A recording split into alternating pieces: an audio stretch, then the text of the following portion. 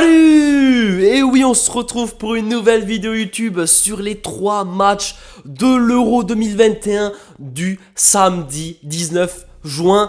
Voilà, c'est parti. Alors, dans cette vidéo, tout simplement, je vais vous donner mon analyse sur ces 3 matchs-là. Avant de commencer avec mes pronostics, je voulais vous faire part de mes pronostics, de mes paris, de mes résultats depuis ma dernière vidéo, donc depuis le 11 juin. Alors, on a plutôt fait du bon travail. Alors, je suis plutôt fier de moi. Je vais vous mettre une petite capture d'écran à côté de moi. Voilà, encore une fois, pour vous dire... Si jamais vous voulez me rejoindre maintenant, il y a mon compte Telegram, Instagram, les deux liens sont dans la description, c'est gratuit. Et en plus de cela, il y a mon site internet que je vous conseille de rejoindre. Tous les jours, de nouvelles personnes s'abonnent parce que c'est maintenant qu'il faut s'abonner, c'est maintenant le bon moment. www.bafoutenprono avec un s.com. C'est maintenant qu'il faut s'abonner. C'est pas pendant le mois d'août ou pendant le mois de juillet qu'il faut se dire « Ah, peut-être que j'ai envie de commencer à parier ». Non, ça sera trop tard. À ce moment-là, les sportifs sont en vacances, donc forcément, c'est maintenant. Il ne faut pas louper le train, c'est maintenant. Je vais vous montrer mes résultats. Voilà, je prends mon téléphone sous les yeux. Alors, qu'est-ce qu'on a validé en même pas une semaine? Alors déjà... La victoire, on va parler de Roland Garros encore. La victoire de Krejcikova à 1,83. Voilà, à côté de moi. Ensuite, j'avais fait parler un peu mes talents d'analyste et j'avais donné Krejcikova gagne Roland Garros. Elle l'a fait. Une cote à 20 qui a été validée. On voit déjà venir. Oh, il a jamais joué ça. Ah bah, regardez mon ticket, côté à 20. Voilà, c'est du vrai. Il s'est validé. Ça va, 5 € pour une cote à 20. Je signe toujours. C'était un fun, donc forcément, je vais pas miser trop. 5 €, ça suffit. Ensuite, la victoire de Manu Herbert en double. Ils ont gagné Roland Garros, donc la cote à 1,96 qui passe également. Lukaku buteur pour la Belgique, c'était passé. Victoire 3-0 doublé de Lukaku. Ensuite, le lendemain, j'avais donné en double Roland Garros finale féminine. Krejcikova et Siniakova, coté 1,55. C'est passé également. Ensuite, une défaite, bien sûr, parce que vous savez très bien, moi je suis transparent avec vous. Je vous dis, quand on gagne, quand on perd. Et là, la première défaite, c'était Harry Kane, buteur. Il ne l'a pas fait. Tout simplement, il était absent. C'était pas son match. Très faible physiquement. Voilà, ça arrive. Ensuite, on s'est rattrapé avec un combiné NBA. C'était la victoire des Suns, côté 1,65. Combiné avec Durant et Antetokounmpo. Marque 25 points. Donc voilà, c'est une très belle cote. Côté à 2,23. Également validé. Ensuite, nous avons perdu. Voilà, ça arrive. À cause de l'Espagne, même pas capable de marquer un seul but et de faire 0-0 contre la Suède. Morata qui a loupé un face-à-face, qui a loupé beaucoup de choses. Bref, c'est comme ça, c'est pas passé. Donc, la triple chance buteur qui n'est pas passée. Après, Young Trey, il avait marqué ses 25 points. Bon, la cote à 2,05. Tant pis, ça arrive. Ensuite, les Bucks, c'est également pas passé. De base, Harden n'aurait pas dû jouer. Finalement, il a quand même joué. Ça arrive. On assume, mais il n'y a aucun souci. Je peux perdre parce que si je gagne plus que ce que je perds, bah, ça ne me dérange pas de perdre, il n'y a aucun souci. Et ça, je vais vous le montrer dans le récap. Et ensuite, hier, nous avons validé l'Italie marque plus d'1,5 but, une cote à 1,80. Voilà. Et aujourd'hui, le pari est en cours, une cote à 2,28. Voilà, est en cours. Franchement, quand je donne ce petit récap, je vous le dis encore une fois, si vous voulez me rejoindre, c'est maintenant. Donc, à la fin. Sur mes 11 derniers pronostics, on a 75% des réussites. C'est très propre. Franchement, c'est très propre. Et une cote moyenne de 3,65. Franchement, c'est perfecto. Je suis très fier de moi. Si vous voulez vous abonner, un seul site, bafoutenprono.com. Voilà, c'est tout ce que j'ai à dire. En tout cas, merci à toutes ces personnes qui me suivent quotidiennement. Voilà, de nouvelles personnes, Telegram, Instagram, sur le site. Sans arrêt, voilà, ça fait juste plaisir. Toute cette motivation, tous vos messages de soutien que vous me donnez, bah, c'est pour ça que je me donne à 100%, que je me donne tout le temps. Bah, le max, je peux pas me donner plus. Dans mes vidéos, je pense que ça se voit. Je suis toujours à fond, je vous transmets ma passion et je suis très content que ça vous plaise. Merci à tous d'être là et de me soutenir. Et pour les personnes qui souhaitent s'abonner, qui ne savent pas comment faire, une petite vidéo à côté de moi. Donc vous allez sur votre navigateur, vous écrivez bafoutenprono.com, vous cliquez sur le premier site, ensuite sur devenir VIP. Voilà, vous cliquez dessus, vous avez un petit formulaire à remplir, nom, prénom, voilà, tout ça vous remplissez. Ensuite, vous procédez au paiement et voilà, rien de plus simple, c'est fait. Ensuite, pour avoir les pronostics du jour, vous vous connectez avec le login, vous mettez votre email, votre mot de passe, c'est fait. Ensuite, espace VIP.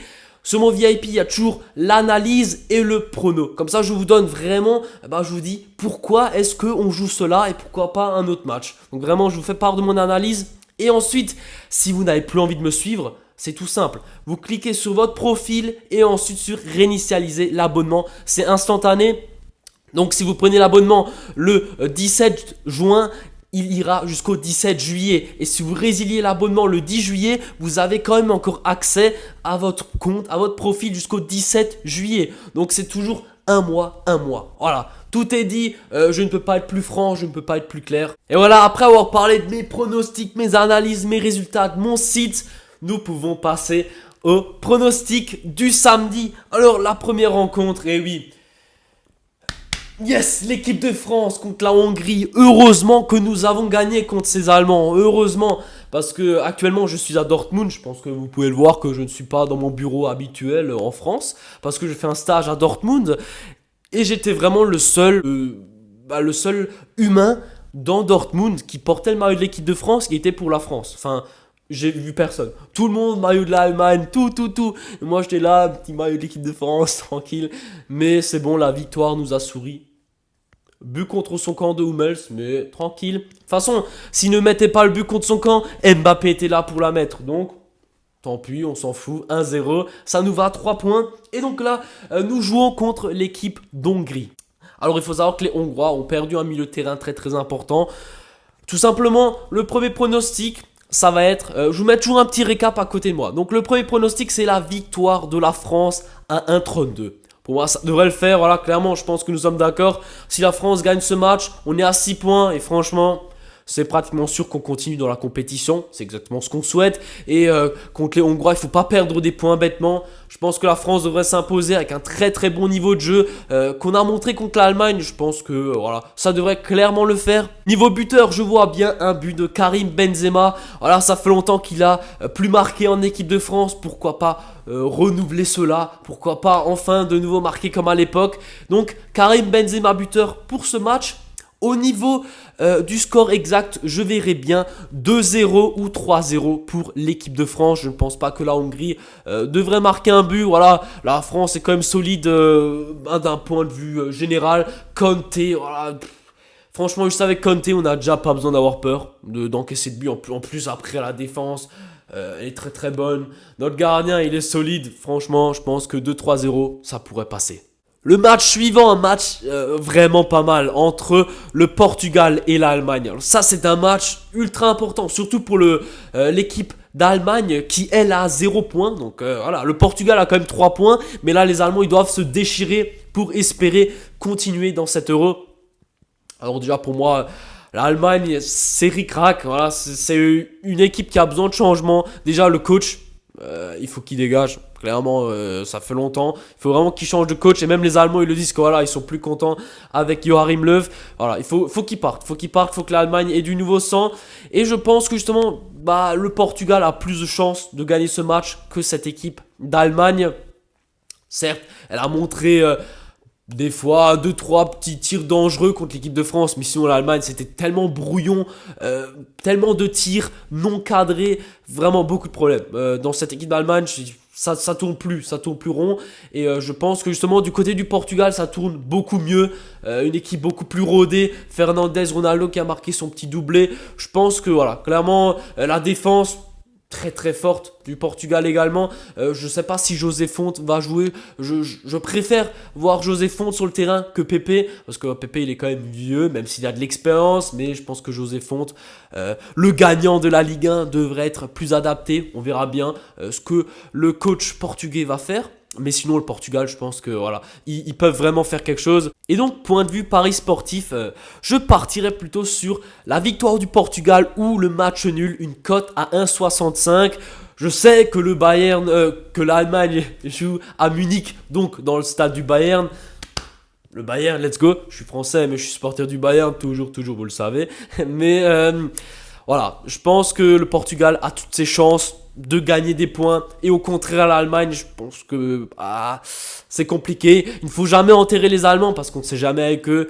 Mais je pense que l'Euro, c'est perdu pour eux. Clairement, c'est perdu. Peut-être qu'ils vont se qualifier dans les meilleurs troisièmes. mais c'est compliqué. Je pense pas que l'Allemagne va gagner l'Euro et encore moins que l'Allemagne va gagner contre le Portugal. Donc voilà, Portugal ou nul. Niveau buteur, je vais de nouveau partir sur Cristiano Ronaldo parce que voilà, c'est un joueur qui est super bon, qu'il faut respecter. En plus, apparemment, c'est lui qui tire les pénaltys. Ronaldo, il veut marquer le plus de buts possible pour entrer dans l'histoire du Portugal. Donc c'est tout à fait logique. Voilà, c'est tout à fait logique que ce soit lui qui tire les pénaux. Donc Ronaldo tire les pénaux. Ronaldo, c'est une machine dans le football. Il faut le respecter, le féliciter pour cette image de professionnalisme qu'il donne au football. Donc je vois bien un petit Cristiano Ronaldo buteur dans ce match. D'un point de vue score exact, je pense que le match va être plutôt serré quand même. Je sais pas trop. Est-ce que l'Allemagne va réussir à marquer? Je pense que dans cette équipe du Portugal qui est quand même très très bien défensivement, Ruben Dias, une machine. Et puis Pepe, José Fonte, un bon gardien, Rui Patricio. Je pense que ça devrait tenir. Alors je vais partir sur un petit score. 1 ou 2-0 pour le Portugal. Voilà, petit score, petite victoire, match serré. On verra bien si l'analyse sera bonne. Et pour finir cette vidéo, on va traiter le match de l'Espagne contre la Pologne. Alors l'Espagne très très décevant contre la Suède. Enfin surtout les attaquants étaient décevants parce que waouh, le nombre de tirs qu'ils ont loupés dans le match, des tirs non cadrés, des tirs qui sont partis à Zagreb. Franchement, c'était chaud, c'était chaud. L'Espagne doit se ressaisir, doit gagner des points dans son groupe absolument s'ils veulent finir premier tout simplement. Et je pense que voilà, ils devront réussir à gagner contre cette équipe polonaise qui n'est pas trop forte. Et en plus, un joueur important de leur effectif, Krychowiak, a pris rouge lors du dernier match, donc il sera absent contre l'Espagne. Voilà, je pense que l'Espagne devrait gagner ce match, une cote à 1,40, ça devrait le faire franchement. L'Espagne doit se ressaisir, doit marquer, doit gagner des points, simplement c'est très très important. Et je pense que en jouant à domicile en plus, les Polonais ne pourront pas faire le travail.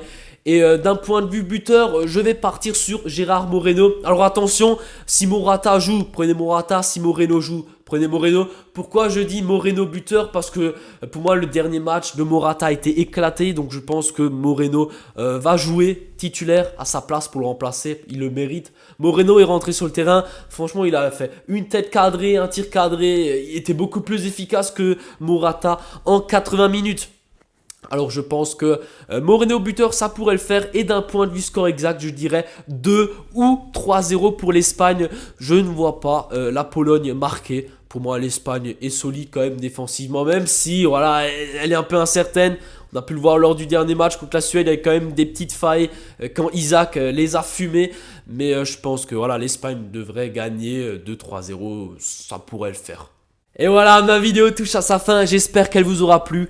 N'hésitez pas à me faire un retour dans les commentaires, ce que vous pensez de mes analyses, si elles sont cohérentes, si vous êtes d'accord ou non, pas du tout, si vous voyez l'Allemagne gagner, voilà. N'hésitez pas à me le dire en commentaire.